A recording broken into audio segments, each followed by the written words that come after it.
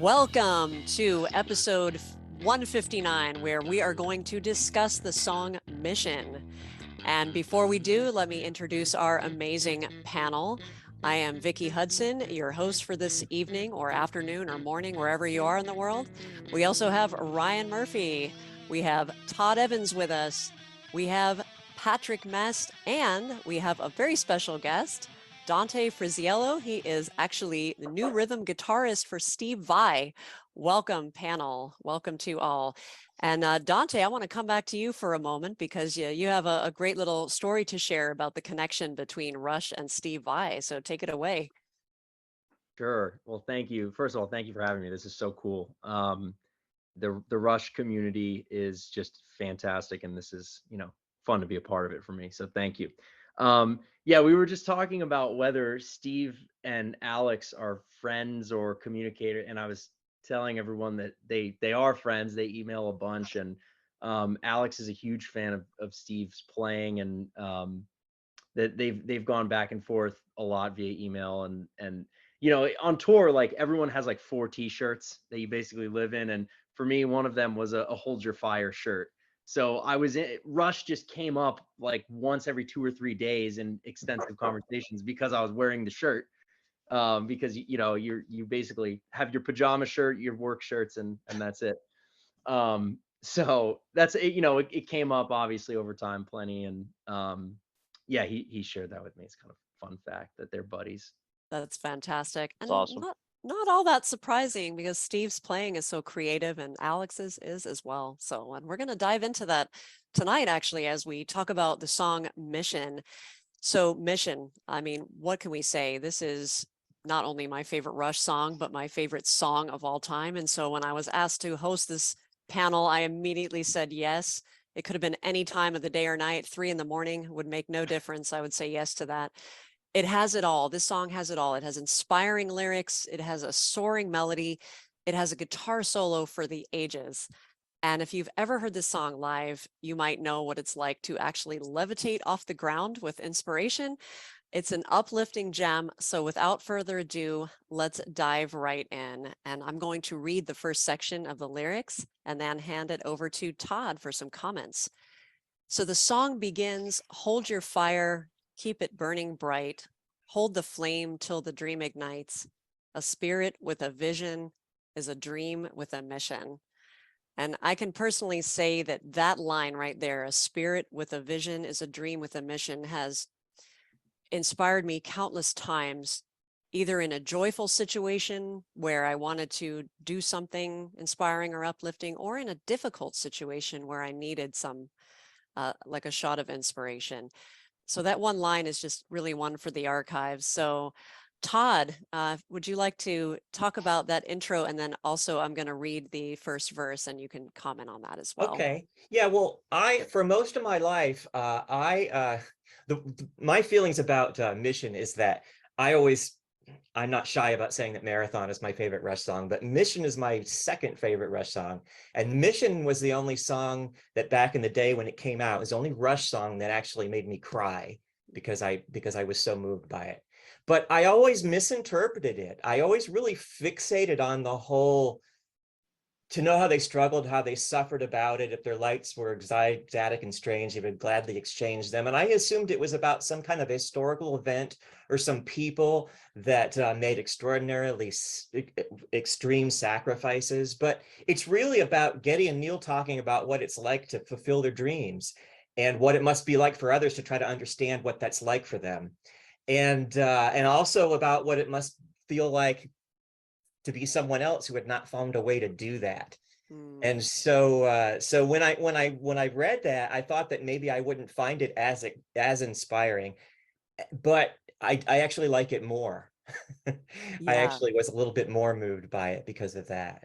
Yeah. And what I'm hearing from you, Todd, is that, this is one of the genius sort of pieces of Neil Peart's legacy, is that you can interpret these lyrics in so many different ways. And so you had your own version of it for however many years that was, Yeah. and then you discovered this new version and it didn't inspire you any less. It just added to the dimension of it. Right. All right, so some more genius lyrics from Neil. I hear their passionate music, read the words that touch my heart. I gaze at their feverish pictures, the secrets that set them apart. When I feel the powerful visions, their fires made alive, I wish I had that instinct. I wish I had that drive. So Todd, what are your thoughts on that verse or the music that goes along with it? Well, I think that that's a way of Neil saying that, putting himself in somebody else's shoes and saying, this somebody like me could be saying, I read an author, I hear a musician's music, or I read the words of an author, and gaze at a photographer or an artist's pictures, and you feel the powerful visions. But I wish I had that instinct. I wish I had that drive. And I, I've never reached those kind of heights with my creativity. I would love to be a vocalist in a band, but I have like an octave and a half range, and and so I could never really do that. But I mean, there's a quote from Getty in 1988 where he said, he says the song basically grew out of a conversation that he and Neil had about the kind of people they consider themselves to be, and they knew what they wanted to do, but it also looks at people who never have really been sure what they should be doing, and have never had a really clear-cut idea of where to put their creativity. So that's where that's what I hear when I hear, I wish I had that instinct, I wish I had that drive. Yeah, that Rush, I think, knew from very early on what they wanted to do. They sat at Right. Panzer's Deli in Toronto, plotting the takeover of the world, right, through music. I just Ryan, want to, Patrick, yeah, yeah, I just Dante. want to add that, like, I was reading this book that we used to reference often, but in here it says the band blasts into a powerful verse that is lifted further by licensed, carefully employed chords, and like that's reminiscent of almost every freaking song on this record, because it's so dominated by keys, and Alex has to like pick his spots, right, so to speak, and he almost, to go back to that specific verse, um, like, I wish I had that instinct, I wish I had the drive. It almost speaks to a person that's kind of in limbo about their dreams and such. And I almost feel like on this record, Alex is kind of in limbo because there's not a lot of guitar parts, but when he picks his spots, or where he picks his spots, it's magic. And that this Absolutely. specific part is no different, right? Yeah, I and mean, for that reason, I actually think that, and this is an unusual opinion, but I think this is Alex's best record because of that, because he's trying to find yeah, his place. or And I maybe, think he rises yeah, to the challenge. I would agree with that. I would just change the word best to like, One of the best. well, no, like impressive, like just the Yeah, ability to kind yeah, of navigate your way around everything else, yeah, that's that is a going better on. word. So Yeah. And in the live versions, that becomes even more apparent that if you've seen this song performed live, like I said in the beginning, that it is a truly like uplifting, he finds a way not only with the melody, but with the tone. And I'm sure Dante could probably speak to that, like listening to what he did to create the tones of that solo and of those chords in that verse. Just absolutely beautiful. Anyone else want to comment on that verse before we move on? Dante. Yeah, well, I have met my match, it appears. You guys know everything about Rush. I thought I knew everything. Uh, it's your interpretation of the lyrics are very interesting to me because I actually never interpreted them in the same way. I always found them to be self-deprecating. I actually thought that they were kind of a prime example of Neil's humility because it the song to me was always in my mind him saying, this is how I felt when I was younger, and somehow I ended up here, but I still don't think I have all the things. And to me that's evidenced by people who go in the music industry and have incredible work ethic and want to be at the top of their game in every aspect. Rush is the band where musicianship, production, visuals, sound, tones, experimentation, the producer, every single thing is taken to an extreme of high achievement, and they want to change constantly. And the only kinds of people who do that, in my experience in the world, in my 30 or so years, are, you know, people who don't have too much ego. Because if you do have ego, you're probably on a private jet letting other people make the decisions and you're cashing the checks, right? So to me, I don't know, this always felt like Neil was telling me, the listener, that, you know, these are things I lack, or I feel like I had these feelings of looking up at the greats and I wanted to be one, but didn't know how. And the most inspiring part about this song, always to me, from a lyrics perspective, was that message that kind of revolved around a self-deprecating tone. To me, that's just how I always read it. But that makes sense, Dante, because, you know, of course, when one thinks of Neil Peart, one thinks of humility, and one thinks of, you know, he never wanted to be famous. He just simply wanted to be better, as he always said, right? I just want to get better and continue to craft that. And so what I'm hearing so far from the discussion is exactly what I think Neil would want from us as we read these lyrics, is we have, it's our own imagination and our own perspective of it that's making the song interesting to all of us. So all of these things could be true. Fantastic. So as we move into the chorus, I think Dante's point becomes even more, and Todd's as well, becomes even more apparent. So the chorus reads, spirits fly. Oh no, I read that already, didn't I? Yeah, so we're going to go into the next verse, which we'll have Patrick for some commentary. So the next verse reads, I watch their images flicker, bringing light to a lifeless screen. I walk through their beautiful buildings and I wish I had their dreams. But dreams don't need to have motion to keep their spark alive. Obsession has to have action. Pride turns on the drive. Anyone else have hairs on their neck standing up? I can hear the song while you're Yeah, actually saying the I lyrics. know. I almost want to That's- sing it out loud, right? I So know. yeah, so Patrick, what are your thoughts on that verse or the music that goes with it?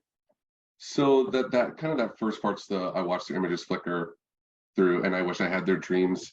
And maybe this is just me and this is kind of out there, but every time I've kind of heard this part, I almost imagine Neil as like a young boy looking through his record collection or watching videos of musicians that he admires. Like the images flicker, the light to a lifeless screen as like the art comes alive. Like he's walking through this art that he admires that has inspired him.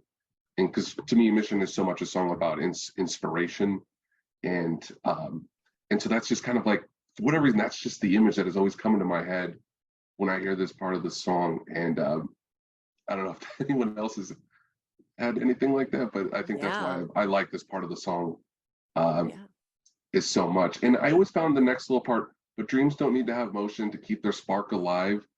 That to me was kind of inspiring, because it's like sometimes we get so obsessed with our dreams, like there's this like, oh my God, constant motion forward. If I'm not forward all the time, the dream's gonna die. I failed. And to me, it just kind of felt like, you know what? You can keep the spark alive in small ways, little progress here and there. And that kind of inspires me on a daily basis to kind of keep going with things that, you know, maybe I didn't make huge progress on this, but maybe it's just a little progress, and that's okay. The spark is still alive. Yeah. And it goes back to Force 10, right? Like, you know, look in, look out, look around, you know, look around at the site inside. It's like pause, you know, look around, or even time stand still. Like dreams don't need to have motion to keep it. Like you don't, exactly what you said, Patrick. Like you don't have to, you can stop. Like you can take a break. Like it's okay to do that when you're chasing, you know, whatever dream it is that you have. Like that's what I think Neil's trying to say there. Yeah, the dream still has value, even if you're Yes. not going go, go, go, go, go all the time. Exactly. Or it reminds me a little bit of Middletown Dreams, that, you know, you may never achieve the dream, but that doesn't mean it doesn't have value.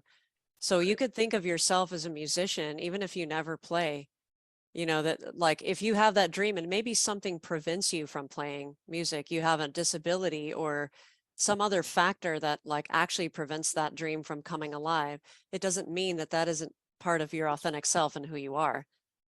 So the dream and the action I'm hearing are kind of, they go together, but they are separate in a way. Yep. Very Totally. inspiring for any of us who have ever had to put a dream on hold, or for a personal challenge, or anything like that. Yeah. Anyone else want to comment on that verse before we move on? So much to dive into in these songs. So, so once again, we have the chorus, and then we come to the musical interlude, which is just a very complex piece of music, lots of different time signatures going on in there.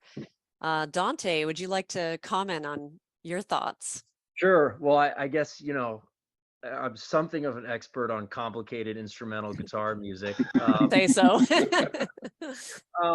Yeah. So like, first, I think there's kind of one general point about Rush's songwriting that really, this song evidences perfectly. Like the song structure here almost exactly mirrors that of Tom Sawyer, their most popular song. And I think, when they started to find their sound in the early 80s and find their arrangement style, a signature, a Rush signature, both from before that and kind of forever on, is the complex breakdown with the guitar solo into the final chorus. Like The Trees, has one of my favorite ones. And this one is one of my favorites too. So, you have this, like, I guess you could count it in 5. The beginning part, you have these stabby chords that are like bum, bum, bum, bum, bum, bum, and it's kind of establishing like, okay, it's on a left turn. Bum, bum, ba, dum, dum, bum, and then the snare, da da da, doom, ba doom, ba doom, da dum, ba dum. You have this really kind of esoteric melody, but Neil's doing the cowbell under it, which is kind of like the only thing holding you on to like any semblance of, a groove. There's that cowbell. If you really listen closely, you'll hear it. But at the same time, they're going into this syncopated kick pattern. Like, so the kick pattern is, it's not repeating what it just introduced. Like, it introduces this chord stabby idea, and then boom, boom, ba-doom, ba-doom. It just kind of, it's really like, it's kind of a Zappa thing if you want to go really back in time to, like, that's one of the first composers who really took those weird melodies that can only be sang. It can't really be counted. It almost can't be felt. Like, the only way you can navigate through that melody is to sing along with it. And the thing about Alex's playing that I think is the most brilliant in his lead playing is his ability to write, extremely singable and very well thought out and developed solos and melodies. And to me, this wouldn't even be a solo, this would be a melody. And it sounds like it was written in a very stream of consciousness manner. Just just kind of sing it out. And then it sort of pauses, and then they go to the xylophones. It's like do and the guitar is doing this little arpeggio, this kind of climbing arpeggio thing, and then the xylophones, they go crazier, and then it returns. It sort of puts a button on it by repeating the same rhythm of the stabs that it started with, except for now it's heavier, and the synths and the guitar are combined. I'm trying to sing it now. It's one of those things. If you don't sing it from A to B, you get lost in the middle of it. Don't you love though how Rush fans, you can go, that part that goes and everyone knows exactly what you're talking about. Yeah, and then it kind of breaks out through the clouds, and I guess at the end, and it really returns back to those first 2 soft paddy chords on, the synth chords, and the reason why this really works for me, from a compositional perspective, is it literally takes you on the miniature life journey that it's describing. Like, the music in this interlude puts you through the mental anguish that is holding on to your dreams in when you're surrounded by a world of complex challenges. Like that's literally what they're doing. They're like, okay, well, let's see if you can keep this melody in your head while we just kind of go everywhere with it and leave you with a cowbell, right? So it's just so well thought out and it's so well written and it works so well with the message of the song. And then it still comes back full circle stronger with the stabby idea to finish. And then it breaks out into the clouds and it's sort of like as if to say, you know, in life you're going to navigate these passages and there's going to be times where you have no clue what's going on and you got to just feel and sing your way through it literally. And then you break out through the clouds and it all makes sense and you've arrived at a new place. The way you write a great ending to any piece of music is the ending has to be earned. And this ending, this break out into the soft synths, that is one of the most earned endings in their entire discography, which is why this is such a good song, because it's like, oh, it's such relief and you're coming back to the same feeling, the same uplifting feeling you started the song with, but now with such a new perspective. And you know, that's what makes them so special. That is so what a great explanation of the interlude and the complexity and how it mirrors the message of the song. And what is really amazing to me hearing Dante's description of that is, in spite of all that complexity, the listener doesn't feel like the interlude is just going off the rails. It does feel cohesive, like you said. It in spite of all of that going crazy with that cowbell anchor, it still feels satisfying to the listener and it feels cohesive and it feels intentional. I'm sorry, I just want to say one more thing. The first words Geddy sings after that, it's cold comfort, literally comfort. Like the first words out of his mouth, you know, Yes. it's so brilliantly constructed because, you know, anyway, I know it's one of those songs that we could literally add on there.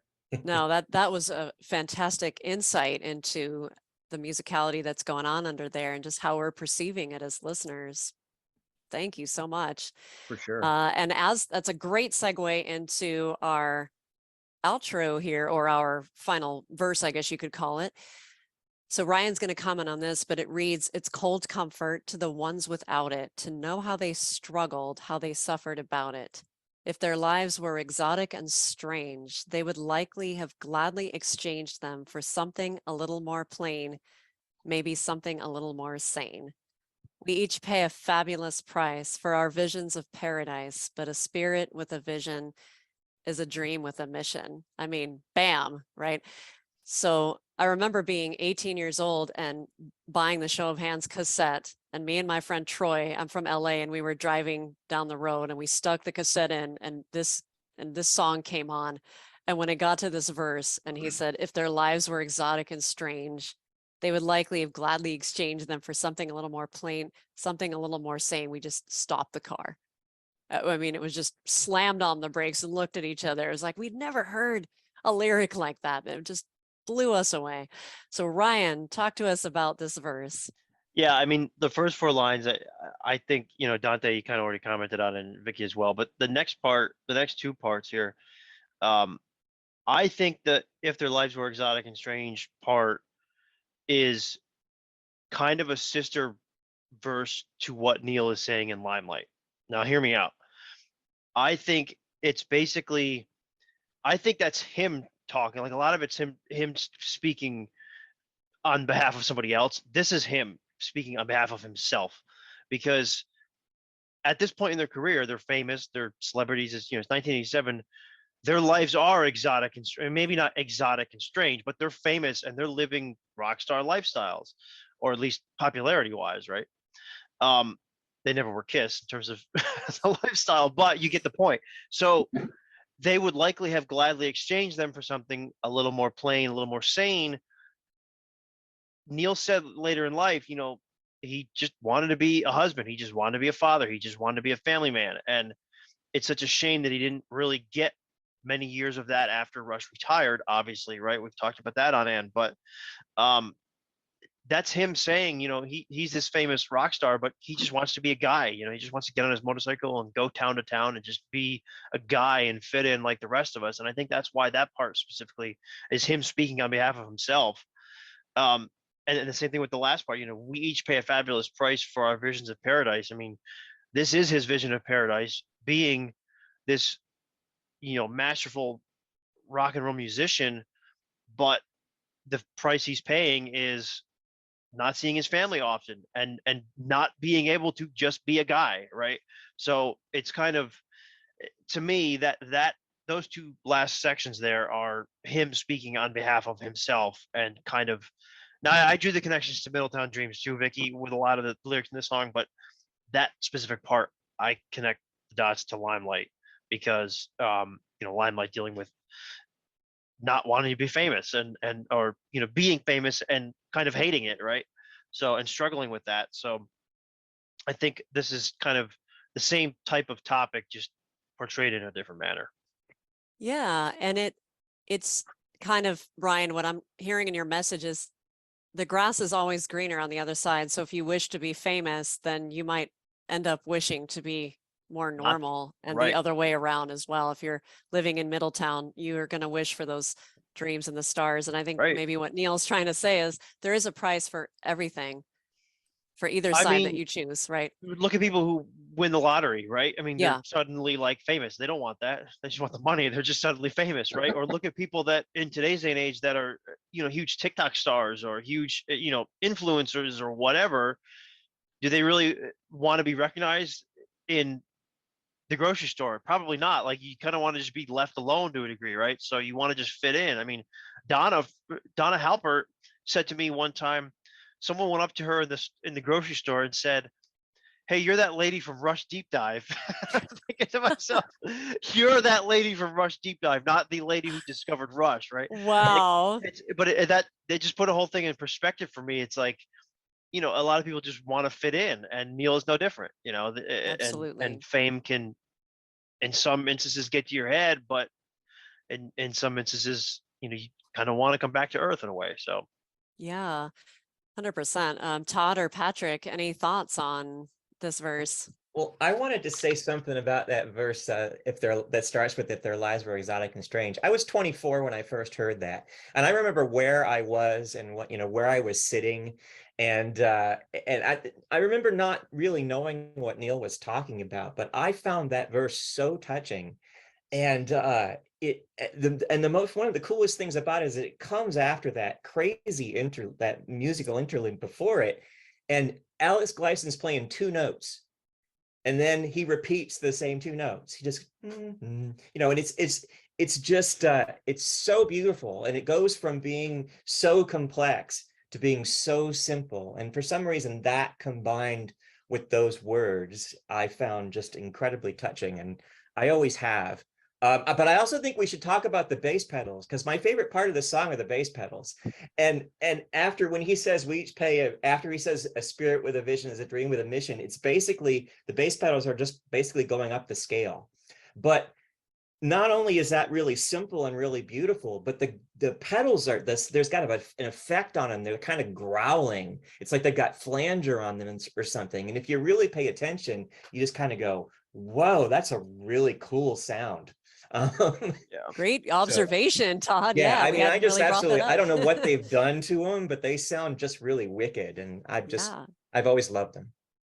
Yeah, and I think your point kind of ties back to Dante's, that, there's the musical interlude, which almost is like, this is the fame, the fortune, all these things that are going on, and then it brings it back down to comfort, something simple. Let's come And back it's simple down and from beautiful. that. Yeah. Mhm. Yep. Patrick, did you want to comment or?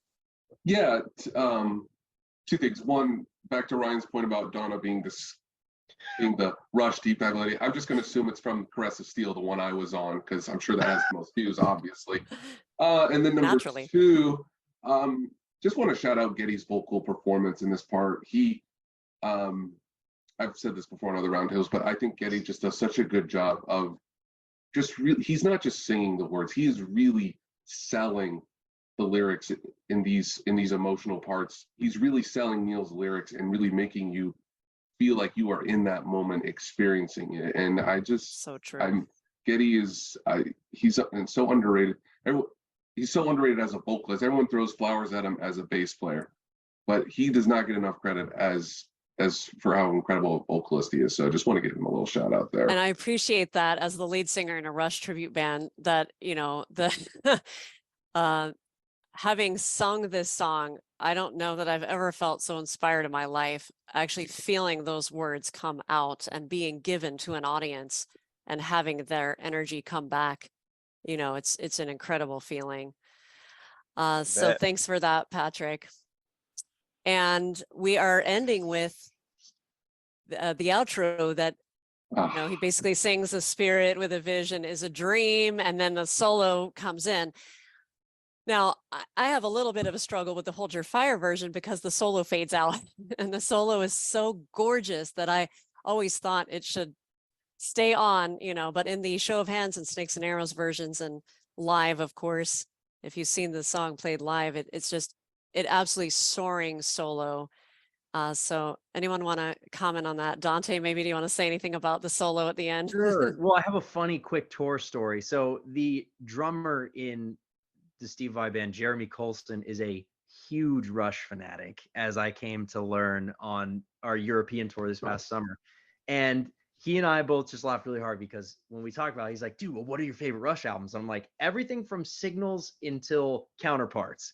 The period that everyone hates, those are all my favorites. He's like, yeah, dude, me too. Those are all, the late 80s stuff is the best, you know. And we were talking about, I remember one night, he and I usually stay up the latest, and we're sitting there eating ice cream sandwiches at like 3 a.m. on the tour bus. And half the time we end up talking about Rush because we can't help it. The two of us just end up talking about him. And, you know, he made a very interesting comment, which is that so many of the greatest Rush songs and great Rush guitar solos end on a fade out. And so many of the best moments that they've done over the years, and especially in that period in the 80s, and I can't think of any off the top of my head right now, but they end on a fade out, and they almost leave you wanting so much more, which is, you know, when you have a recording, is part of your job as an artist, is to get people to, you know, flip the turntable back again, right? You want people to listen again. So It's true.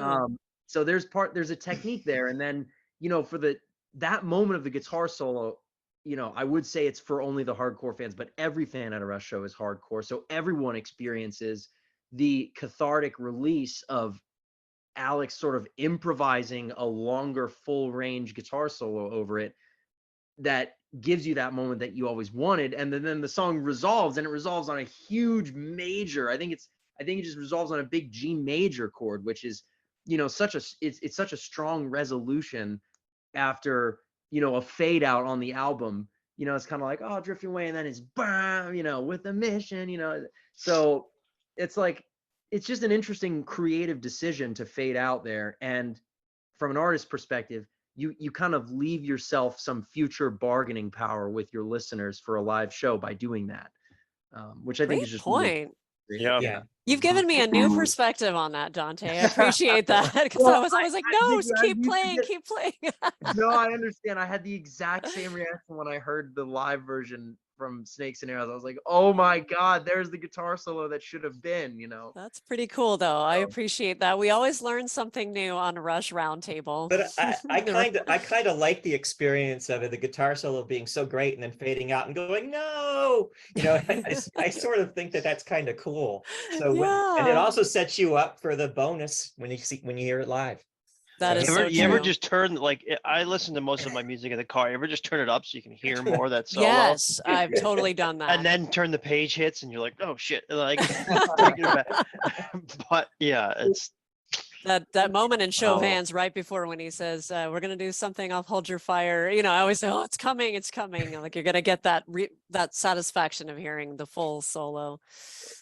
And, So yeah, we've had an sorry, amazing, can I say oh one yeah, more go ahead, Dante. Well, the short solo on the recording, the fade out, suggests the fleeting nature of the wealth and fame that they're talking about in the final verse.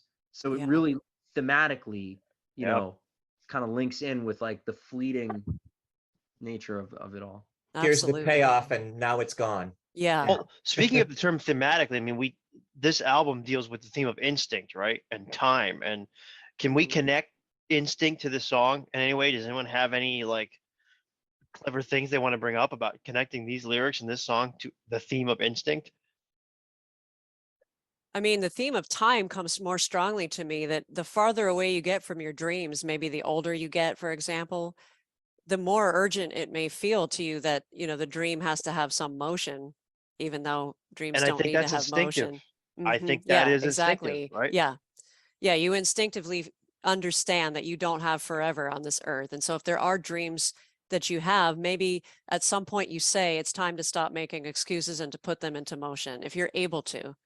Maybe there's that extra drive as you get older. Yeah. That's what comes to my mind. Yep. Yeah. 100%. Any other comments before we wrap up? This has been an amazing discussion of what I think is the greatest song ever. I wanted to mention really briefly that there was a plan to have strings and horns on this section. And it was an idea of Peter Collins's, and Rush kind of went, well, go nuts, go ahead and record that. And they ended up not putting them in. But on the Sector 3 version that came out in 2011, and that's the version you get if you're on Apple Music, there are strings in there. And they're it's just this wildly beautiful and very intricate string arrangement with a lot of notes. And it's very beautiful, but I actually don't like that version as much because it seems like they had to tone down some of the other stuff so that you could hear the strings. And I like the bass pedals louder. So I am in shock, Todd. I had no idea that existed. I didn't either. What's happening there? I've never heard this version. I think we all know what we're doing after this is over. I'm already Googling. I'm like, what is this? It's hard to imagine a song Amazing. with horns, though. Horns Wow. The horns never made a mix, but right, but it's just hard to even imagine. They were recorded apparently. Yeah. I guess I can hear that in the interlude, but wow, a version of Mission that we haven't heard. Thanks, Todd. Yeah. Like I said, you learn something new every day on Deep Dive and Roundtable and all these wonderful shows. But I do think that they made the right decision to go without. Yeah, clearly. Because there really wasn't room for them. And I think that was probably their call. What was the decision? Yeah. Fantastic. Wow, what a great fun fact to learn about as we wrap up. So thanks to everyone. Thanks to Dante for coming on, and thanks to everyone for your amazing comments. And I guess we will see you next time. Rush on, everybody.